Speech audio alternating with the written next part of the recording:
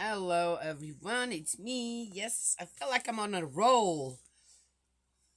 Every day, I somehow manage to make a video, which I'm very excited about. It's yeah. Uh, let's just get reading. I don't know. For some reason, my mind's a bit blank right now. Though I thought I had a lot to say before I started.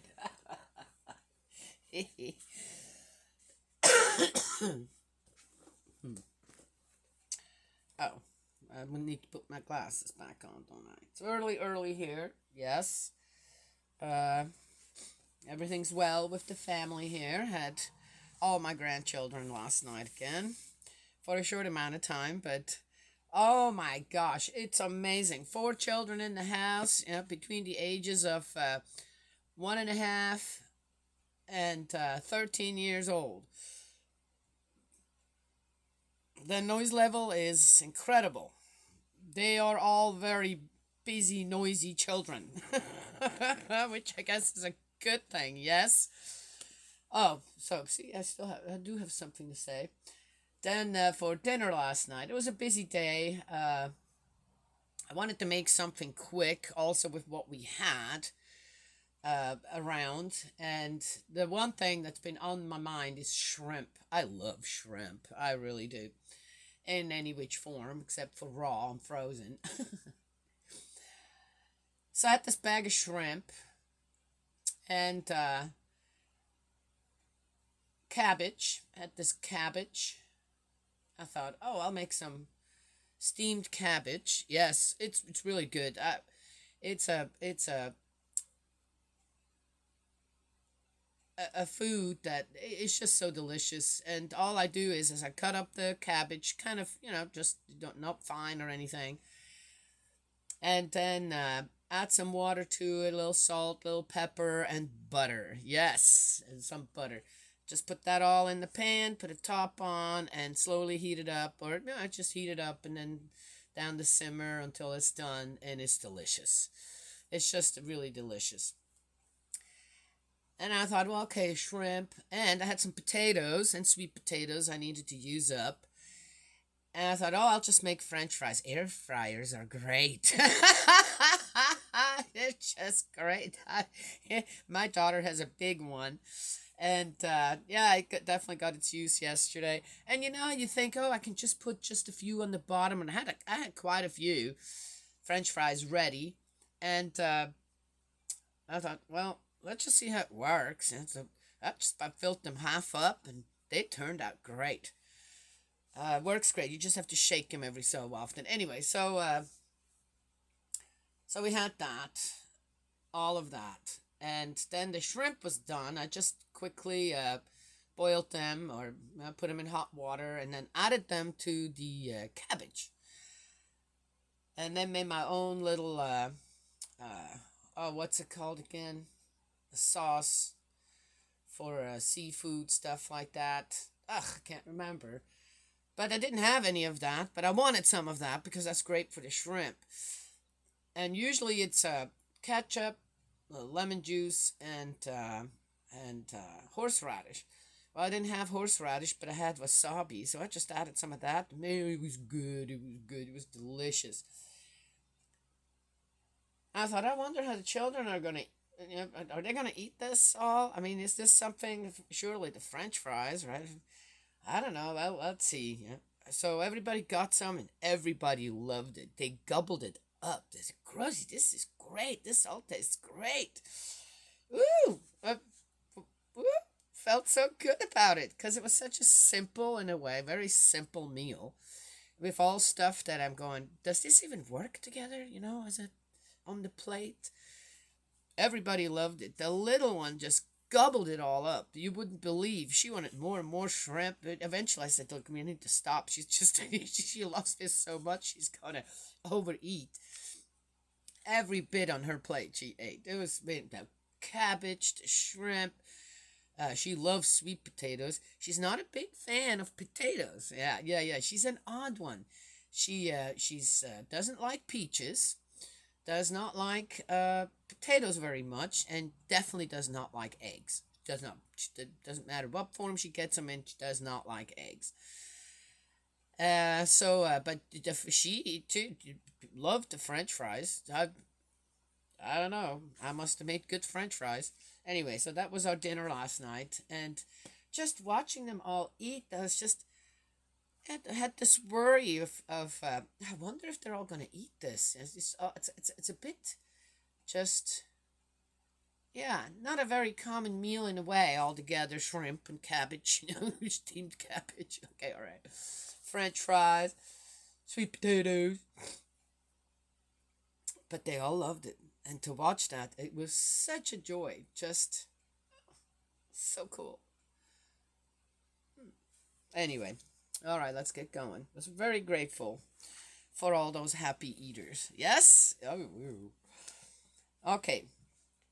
So we are in the book of Isaiah 54, Jerusalem restored to Yahweh's favor. Mm-hmm.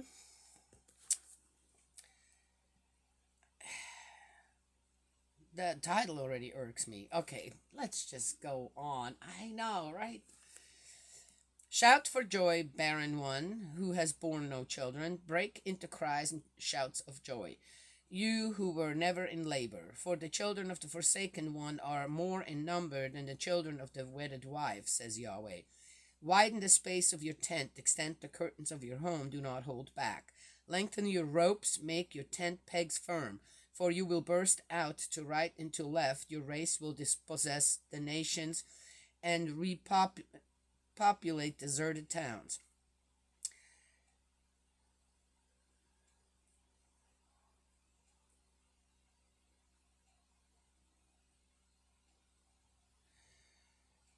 This sounds so weird. Again, this is like, I wonder how some guys understand this or understood this at that time.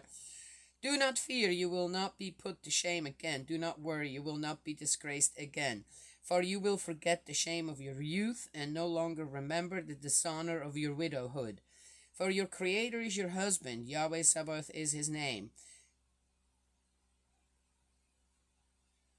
The wording here is so odd.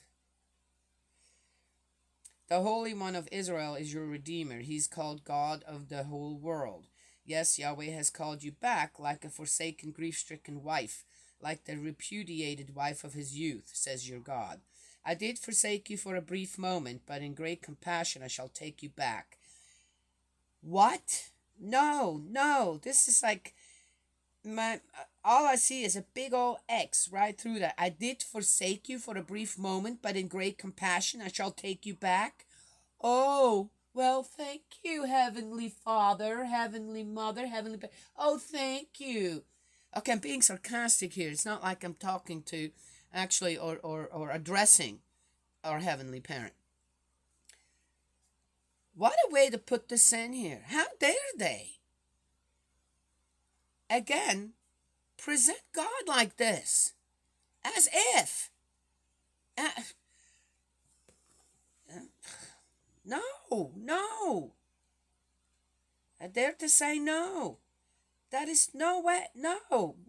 Again, how often have I said on how God is represented here in the Old Testament as wishy-washy, finicky.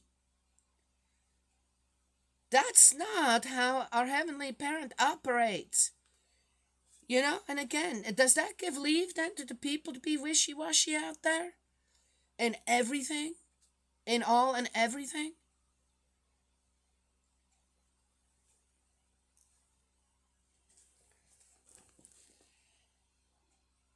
Oh, wow. That got me going. Because it's wrong. It's not right.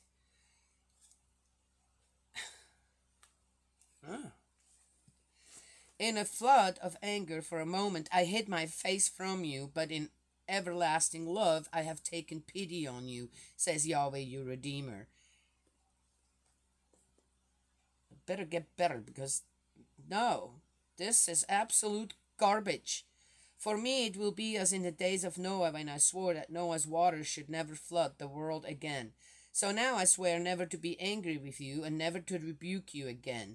For the mountains may go away, and the hills may totter, but my faithful love will never leave you. My covenant of peace will never totter, says Yahweh, who takes pity on you. Okay. I don't know what else to say to this. There's no way. I know. I grew up in a household. How much more do we have to go here on that one? I grew up in a household. My mom was always there. I don't know how she did it, but she was always there. There was no way, no amount of difficulties or this or that or I don't know what. And it was difficult for her. All of us 3 siblings ended up in an orphanage for 3 months because that's the only way my mom was able to regroup. Okay? No, I didn't. I can't speak for my siblings. It wasn't horrible or anything. I hardly remember anything about that place. When it comes down to it, it's almost as if I went into stasis and just waited. Because I knew our mom was going to come and get us again. That we were going to go home again. I knew that. Done. No need for a big drama, this or that. But that was the only time. My mom never, no matter how difficult it got for her, would have abandoned her children. Never, ever, unless we were parted by death. So, what? My mom's better than God? My mom has a greater heart for her children than God has for his children? That it? Someone believe that? Or due to the fact that my mom was created in the image of God and had a great prayer life and faith in her life, she knew what the right thing was to do? Yes. In my own life, the same thing. It's a bit odd. Maybe I'll talk about that later, but on how that went for me. And alright, I'll just mention it quickly here. My mom taught me, you never, no matter how hard it gets, will you abandon your children. Never, ever. You will always be there. You made a choice to have children. They were given to you in with respect and honor. And I worked myself to the bone as well. To exhaustion sometimes. To make sure that my children had a home. Yes? And in some ways, the message that I got from some of the people around me, through all of that, raising my children, they were expecting me to run, to abandon my own children. Made it so difficult for me that she ain't gonna hold out. What these people didn't know is there's no way. There's no way, as a parent on the side of goodness, will you ever make yourself, how do you say, will you be more important than your children? Never, ever. Just saying.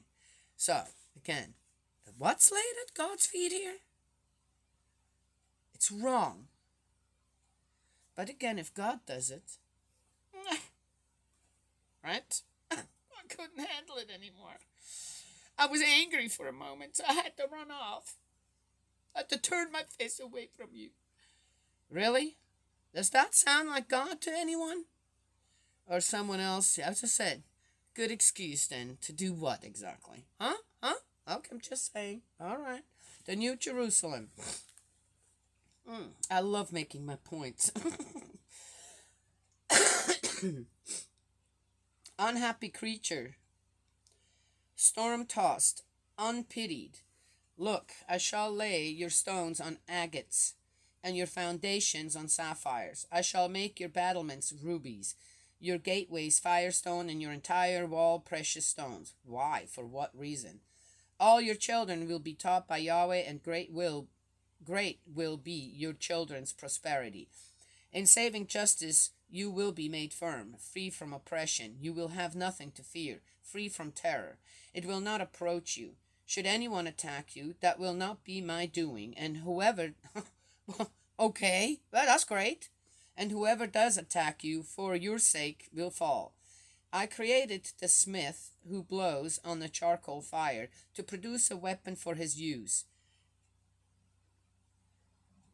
I also created the destroyer to ruin it. No weapon forged against you will succeed. Any voice raised against you in court you will refute. Such is the lot of the servants of Yahweh. The saving justice I assure them, declares Yahweh. What a bunch of crock. Okay, done. Not even going to get into that part. Okay, there you go. We read it again for the reputation of our Heavenly Parent.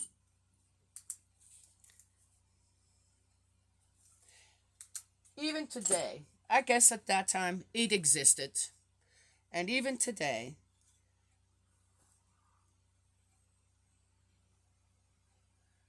aren't these just all excuses to continue on with war, forging weapons, I don't know what? You know, more and more, reading the Old Testament, I can see on why Jesus couldn't be accepted. Wasn't possible. There were just too many things that the people desired, even at that time. Wanted, desired. To let go of that was not possible. They didn't want to. As I often say, if the people didn't want it, it wouldn't exist. To pull God into it, to pull Allah into it, to pull Yahweh into all this,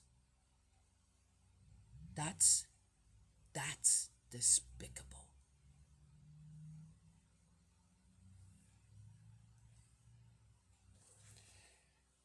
There.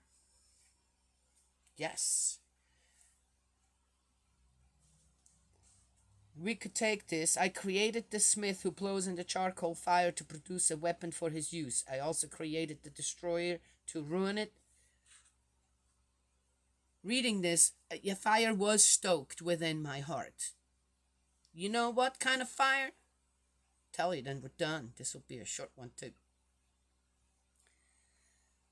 The fire of filial piety and loyalty towards our Heavenly Parent, the Creator.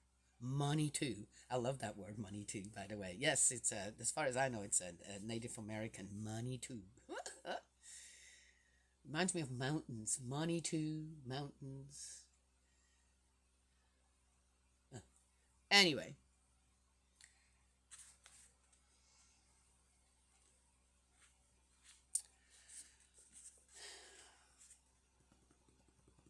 That's what this does.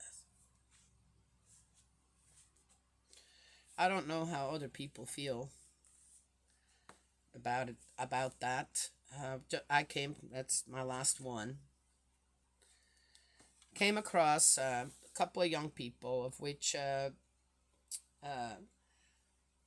one of them had gone through, sounds like pretty horrific things with their own mother, this and that. And in the way that the mom then was talked about without anybody having otherwise talked to the mom, was I did not like. Not because it wasn't true, that it could not be true, or this or that, and that the mom was not a really good person, or didn't raise the children properly. It was more,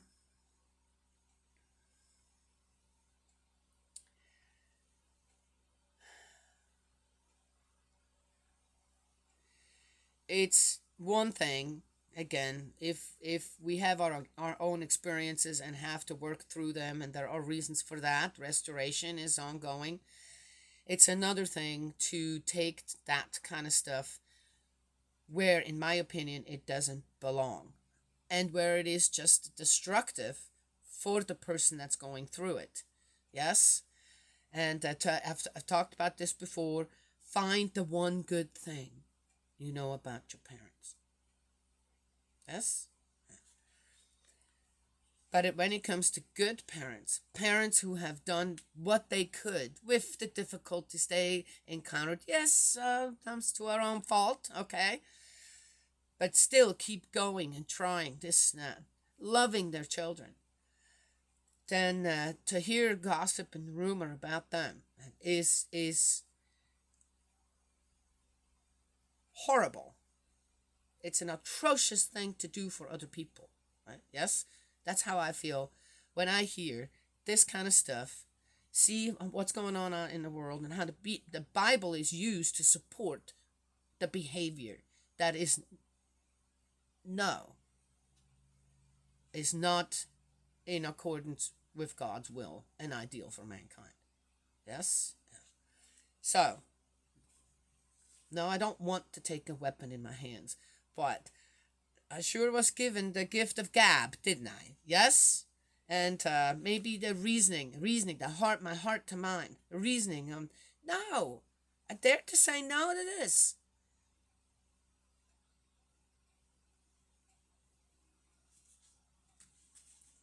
Where filial piety is way more important than worrying about, oh, whose feelings I'm going to hurt. Who need to hear the truth? Yes? Okay. That's all I have to share this morning. All right. May Heavenly Parent bless, protect you, guide you, and bless you with love. I miss my prayer partner here. I don't know what's happening to him still. Eldridge, my dearest brother in faith, I hope you're okay. Praying for you. Yes. Hope to hear from you. Yeah. Okay. And I will talk to you all another time.